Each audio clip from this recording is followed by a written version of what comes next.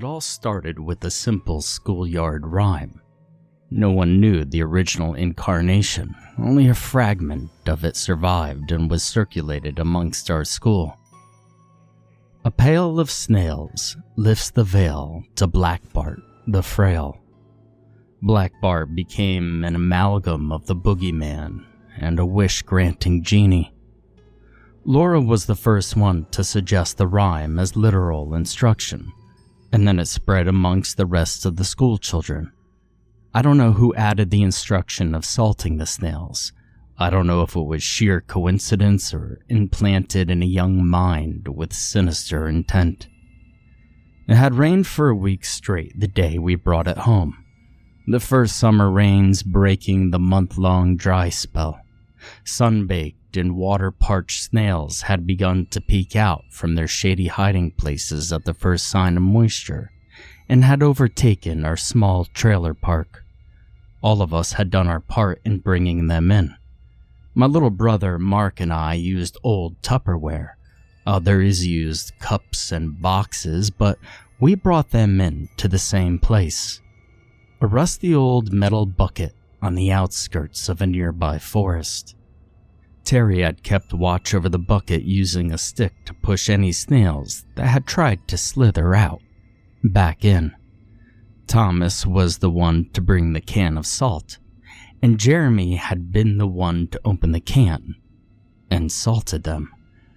I had seen the way snails had ruptured and spilled out in sudden bubbling agony when salted, but even then, I couldn't have foretold the sight of hundreds writhing in panic, and the frothing fluids that rose to the top of the bucket and spilled out in one long, sloshing drool.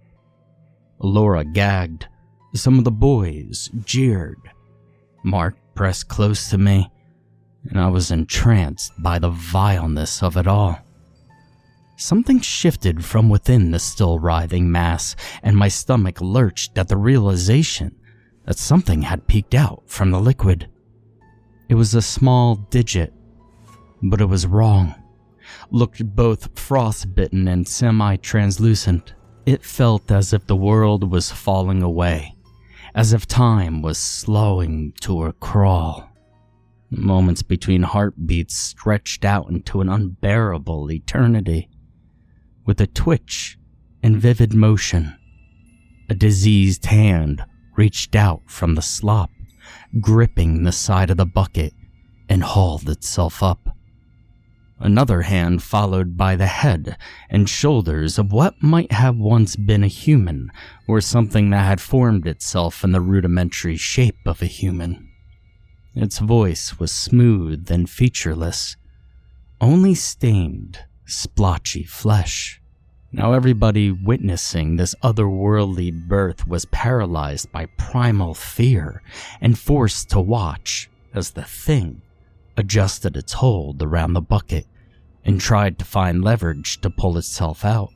It had managed to free its torso when the bucket tipped over and spilled the creature out. A naked thing the size of a toddler. The irregular patterns of its malformed flesh repeating throughout its entire form. Its head jerked up to face the group, and the skin where its mouth should have been shifted, stretched, and thinned until it tore open like an amniotic sac, and from within dull white teeth grinned at the group. "Hello, little children," it croaked out almost as if in pain. "Black Bart?" Jeremy asked.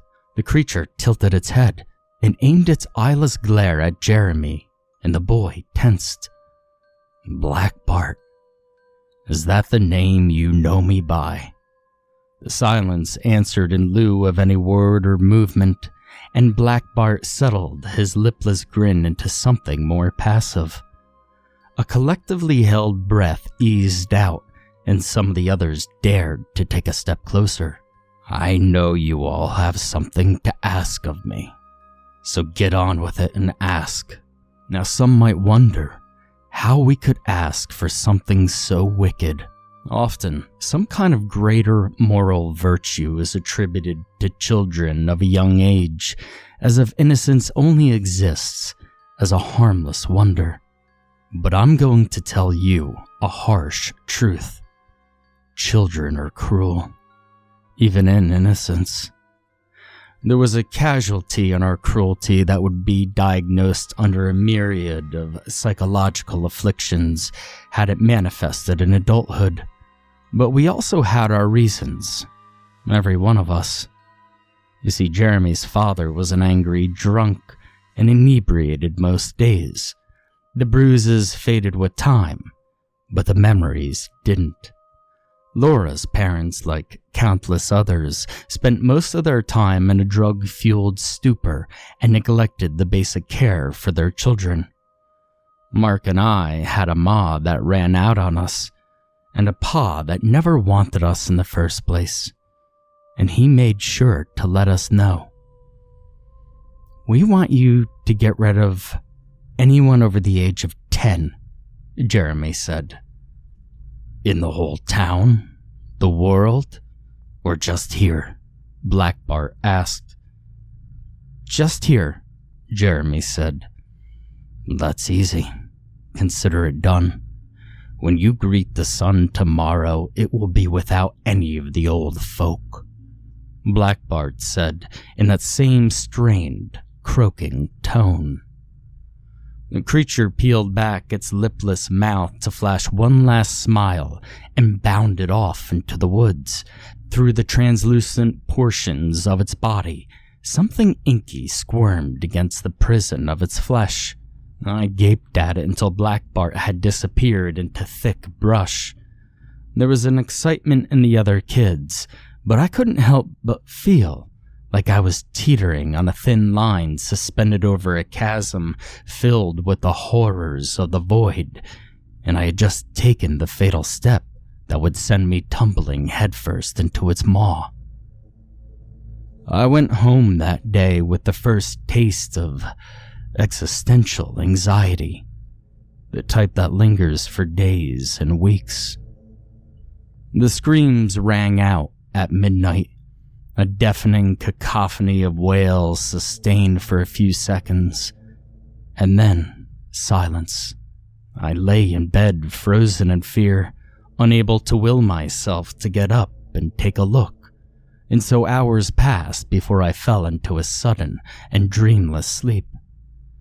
I was jolted awake by a knock at the door by an eager Laura. I ran to Pa's room first, but it was as empty as it usually was on workdays. Any delusion that the previous day had been a feverish dream was dispelled the moment I opened the door. Laura was holding baby Mikey. His mother was very protective and would never let Laura play with him, let alone carry him around like this.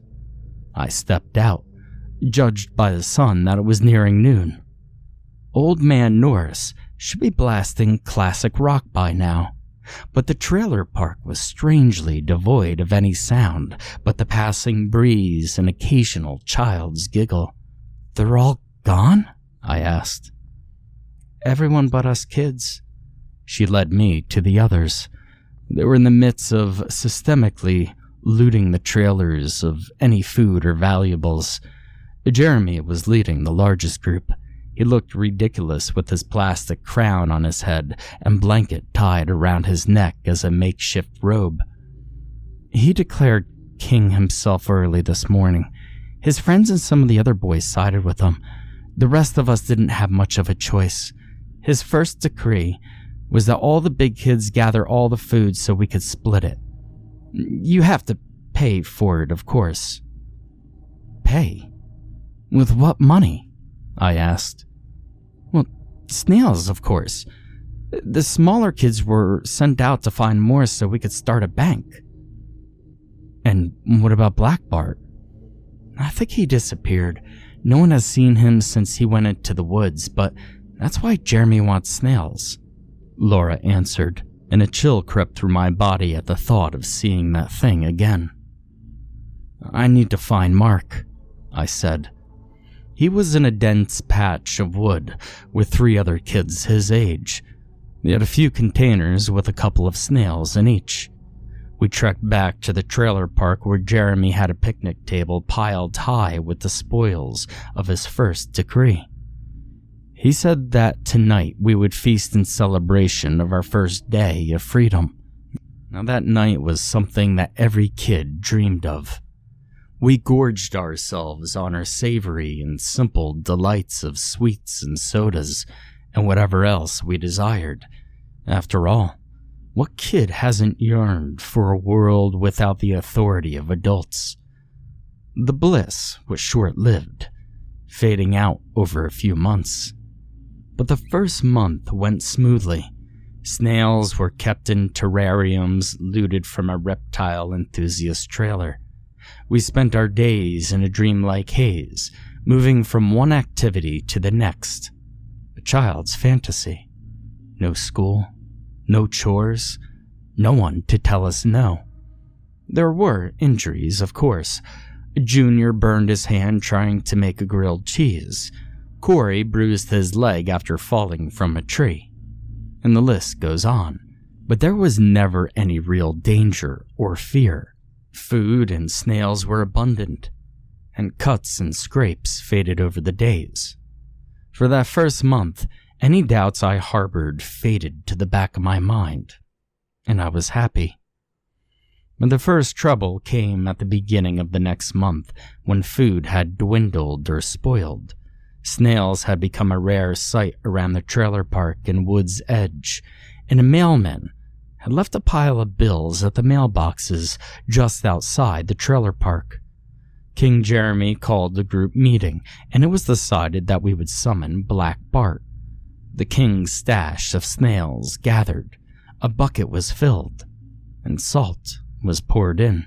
As I stared into the violently effervescent sludge and waited for Black Bart to emerge, that same cosmic anxiety crept back in, and I wanted nothing more than to run away.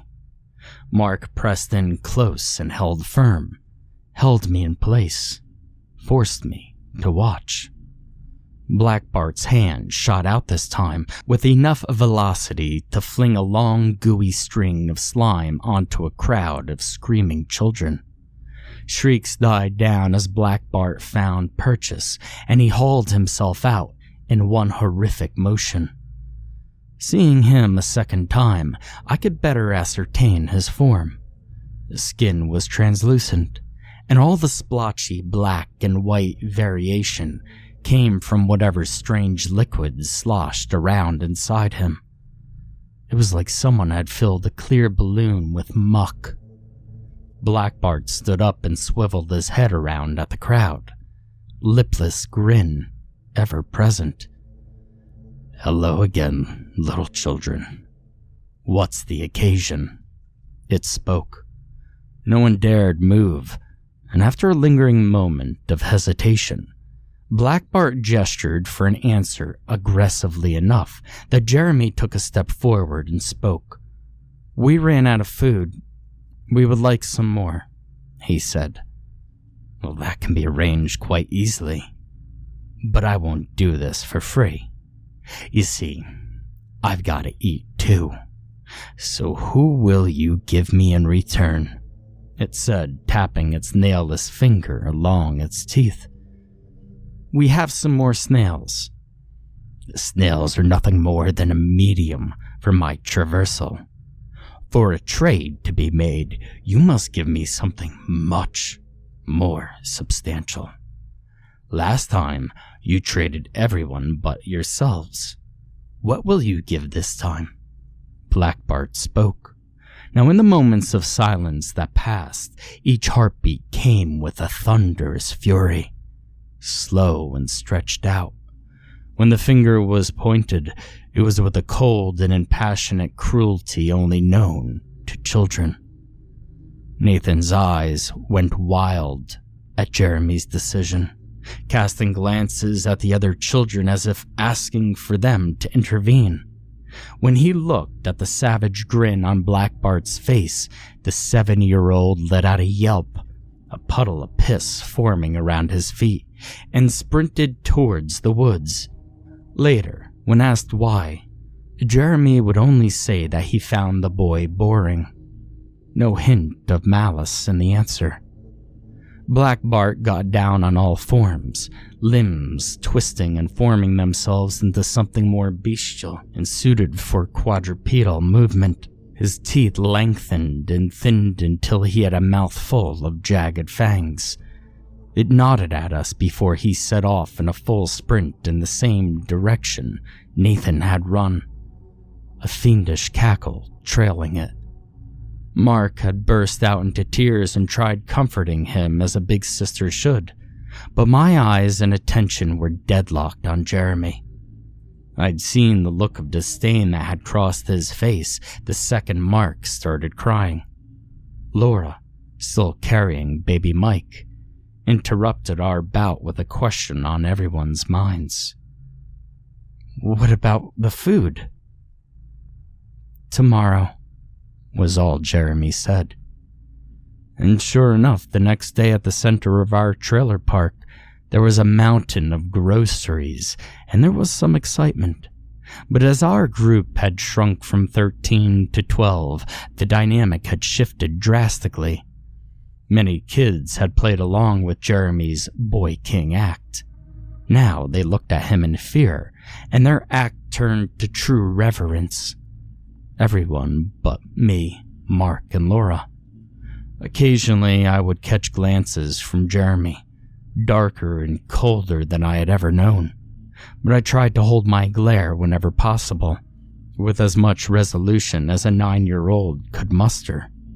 That day I started siphoning off my snail supply into a divot in the woods, hid them with a well-placed rock, and would throw in a few snails that I could scrounge from trades. At the very least, food was no longer a concern, as every 2 weeks a new pile of food appeared in the usual spot. As the days passed, we grew dirtier as the numbers that cared to groom themselves dwindled, and so did those who cared for a world outside this child's fantasy. I had started to miss school, to miss faces outside of this trailer park, and I wondered why no adults had come to check in on us yet. Now, with the wisdom of adulthood, I know that we lived in a very economically disparaged area. Any figure of authority that could have intervened before the madness overtook us had likely given up on us long before we stopped going to school. Now the second month came to a close, and no ritual was held, but a feast was. One late into the night with lots of whooping and hollering in honor of our king. I sat it out and spent the time cleaning Mark and helping Laura care for Mikey. He spent most of his time crying and had grown sickly pale in color. Laura had long run out of baby formula and was feeding him cow's milk. "He's just got to get used to it," she would say. But I knew she had grown sick of caring for Mikey. It was nothing like caring for her dollies. And then one morning, a few days after the feast, while I was out looking for snails, Laura skipped up to me, a crown of dried flowers upon her head. "Jeremy asked me to be his queen," she stated unprompted. "He wanted to ask you at first, but he said you're too much of a bitch," she said, then gasped, looking around as if noticing for the first time that no one was there to reprimand her. She started cycling through the list of curses. "Where's baby Mikey?" I interrupted. "Oh, well, when I woke up this morning, he wasn't moving or crying," she said sheepishly. "What did you do then?" "Well, I tossed him into the ditch. It's okay though. Jeremy says the next time we see Black Bart, we could just ask for him to bring Mikey back, and this time not as whiny." I bolted off, not letting her finish, across the trailer park to the other side of the woods and towards the ditch. I looked in and started dry heaving at the sight of the bluish, rigid body of little Mikey. Unable to purge anything but bile, I calmed myself and walked myself back to the trailer, to Mark. He was unable to get anything out of me, and I could only think back to the time when Pa still brought us to church. The pastor had once said that all sins would be alleviated once confessed, but this was too terrible to confess, not to someone like Mark. I lay about in my trailer, catatonic until the afternoon. Jeremy was shouting at the center of our park, and I went out to see what the commotion was all about. He was holding up a distinctive envelope with big red letters. Opening it up, he read it out loud. It was a notice that a man would be sent to shut off our power by the end of the month if the electric bills weren't paid. We have a king and a queen and an evil witch and her henchmen, he said, pointing at me and Mark. But we're missing something else. An evil empire. In 30 days, the adults will send one of their own to shut off our power and to send us back to the old ways. I say we declare war and strike before they take us all away. The crowd of children erupted into cheers, and I could only watch as their screams reached a fever pitch. I didn't see who threw the first rock. I just felt the ridge of my left eyebrow explode into searing pain. I grabbed Mark and used my back to shield him from the barrage as I ushered us back into our home. A few rocks pelted our door, and the kids chanted, "Stone the witch! Stone the witch!" But soon enough, their interests shifted elsewhere. I should have been scared, but with the arrival of the electric man at the end of the month, I saw a light at the end of the tunnel. The third and final month was sheer madness. The other children further devolved into savagery. They would be heard at all hours of the day screaming as they trained for war. I had to barricade myself in my house and block the windows since the kids had taken to throwing stones at me whenever possible. I had earned the moniker Cassidy the Witch. Mark and I went hungry often enough, and we had subsided off scraps we could steal, the occasional basket of food left at our doorstep, courtesy of Laura. Every other day, though, the food pile was guarded by Terry and Corey, now wielding broom handles with large kitchen knives duct-taped at the end. Mark had grown distraught as the days went on. "I miss Pa," he would often say. I could sincerely say the same. Once I had the chance to sneak out late at night, I crept past the trailers with a satchel full of salt and to the edge of the woods. Guided by the light of the full moon, I walked past a group of trees with dozens of fresh cuts and stabs towards the divot I had been hiding my snails in. I was devastated when I found that the majority had died. All they left was their shells. Picking one up, I noticed the entrance was sealed by a thin film and realized that they had gone into hibernation. Water would rouse them from their slumber. Realizing this, I ran back to my trailer to get a cupful. But by the time I was ready to return, Corey and Terry were out on patrol, and my movement to converse with Black Bart was lost. By the time I had my next chance, I lost the nerve. I didn't want to see that monstrosity again. I didn't want to feed it another life.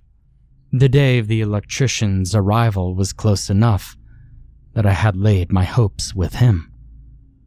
It was early morning when the crunch of gravel awoke in the trailer park. An unmarked white van had parked just outside of our little pocket of madness. The man that walked up was middle-aged and scruffy, wearing nothing but a simple jumpsuit. Sleepy eyes went wide at the sight of nearly a dozen filthy children gathering to impede his path. I flung the doors open and ran out, calling out to the stranger. "Mister, we need some help." Pain exploded from my side as a rock bounced off my flesh. Another caught my shoulder, and the cries of "witch" fell upon the lips of the crowd. "Hey, what in the hell are you kids up to? Where are all your parents?" the worker interrupted. His eyes locked with mine, and I shook my head. He turned his gaze to the shoddily armed crowd, eyes lingering on the broom handles with duct-taped knives. Shaking his head, murmured something about needing to make a phone call, and turned to head towards his car. The crowd was frozen in place, no one willing to make the first move, and for a moment, I thought that this man had brought back some old-world sanity into this realm ruled by children. Jeremy was the first one to make the first bounding step, charging forward with his weapon thrust forward with killing intent. I screamed as loud as I could for the worker to run, to turn around, to do anything. But the man spun on his heels to face the children, saw the kitchen knife's deadly arc, and moved to dodge, but the end still bit into his side, deep and cut clean through. He screamed, and the crowd of kids should have relented, realizing what they had just done. But instead, some barrier deep within their psyches gave way, and the screaming began. They charged and circled and stabbed in all directions. No logic, just fury. Blood rained down on the sun-parched soil. My ears rang with screams, and I couldn't tell whose screams they belonged. Maybe all our collective shrieks, fusing into a call of the most primeval of sins. As quickly as it had begun, it ended, and a man lay dead, shredded to ribbons. Blood pooled around him, and the children were painted crimson, eyes darker than anything I had ever known. Jeremy pointed his bloody spear at me and screamed, "Kill the witch!" And they charged towards me. I turned and ran back inside and slammed the door shut.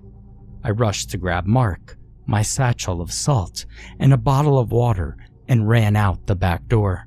I heard a voice call out, telling the others to come chase after me. Mark was bawling and my lungs were burning, but the edge of the woods was within sight, just a few more yards. Mark's foot caught a stone and sent both of us scrambling to the ground. I sprang back up and tried to haul my little brother up with me, but the kids had already closed the distance. A thrown spear cut deep into my shoulder, and I fell back down in pain. They circled Mark the same way they did the worker, and were starting to gather around me, thrusting their weapons. I looked up and saw those red, dark-eyed devils, sneering and laughing at the havoc they wreaked. I rolled away, hauling myself up, and ran into the woods as Mark's scream trailed me. Now I ran until I couldn't run anymore. My body gave out and I fell into the shrubbery deep within some shaded corner of the woods. I cried, the tears crawling across my cheeks in a slow and painful procession. And then came the bawling. The hyperventilating kind, where every lungful of air is hard fought, but that too eventually faded in a weak keening. I spent hours hidden away in that foliage, waiting for it all to numb. And when it did, I arose a different person. It was nearing dark. If the kids had tried finding me, they would have surely given up by now. I trekked through the forest with more confidence than I had done so with anything else in my short life. I knew what I wanted, and how I would get it. I fell to my knees when I reached the divot containing the snails. Water was dumped in, and I made sure to get all of them. I waited for a bit for the snails to come back to life, and undid my satchel, letting the salt cascade in. I felt no disgust as they writhed and bubbled and died, only fearless anticipation at what they would bring. I waited for it to appear, but as the bubbling slowed, I saw no sign of his arrival. I got down closer to the vile pit and looked in. Something shot out with incredible speed and gripped my throat tight. I tried pulling away, but it was so much stronger than me, and before I could even scream, I was pulled into the slop. I shut my eyes and my mouth in hopes of preventing any of the liquids from getting in. The darkness I was plunged into felt weightless. No burden of held breath pressured me to try to take a lungful, and my descent down felt endless. "Awaken," a voice said, vast and booming. I fought to keep my eyes closed, but I felt the presence of something start seeping. It was all around me, gazing from all angles. "If you wish to bargain with me, you must open your eyes." Slowly, I peeled away my eyelids, expecting the slime to rush in and blind me, but it was clear like I was suspended underwater. Beyond my immediate vicinity, ribbons of darkness encircled me like a cage made of black hair. Streaks of white stained the mixture in long fractal patterns. Within the white, something opened up, a space different from the black and white, and I squinted to make it out. I screamed when I realized it was eyes, dozens upon dozens within the swirling black and white fluid.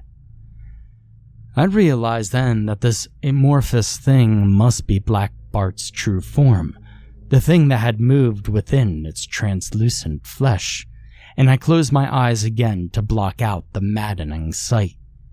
"Keep them open, and ask, child. Tell me what it is that you desire." I forced myself to look and said, "I want you to take Jeremy and make him pay for the things he's done. I'll sacrifice myself for this." "Well, I've had my fill. I do not need more lives. Your payment will be something much more substantial. When the time comes, you'll know.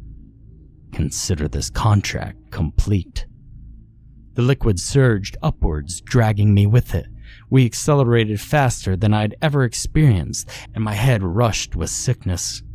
We crossed some threshold and I was freed from the liquid and launched into the open air. I saw the night stars for a moment before I tumbled onto the forest floor, dry and dazed, but unscathed. In front of me, Black Bart had taken a strange serpentine form, dozens of clawed appendages sprouting from its side. It let out a cackle and launched towards the trailer park with dizzying speed. I was on its heels, trailing it all the way, needing to see what he would do. It reached the children before I did. I heard the panicked shrieks and I ran up to see the carnage. Black Bart towered over the screaming children. Its limbs held the bawling Jeremy. A hooked claw dug deep into each of its limbs and slowly began pulling him apart. I looked away, let my scream join the others, and shut my eyes tight as the sound of Jeremy's agony reached the crescendo and ended with the abrupt squelch of rupture. The sound of raining blood and entrails, and the soft thud of a life taken, coaxed my eyes open, and there before me stood a bewildered crowd, and Black Bart was nowhere in sight.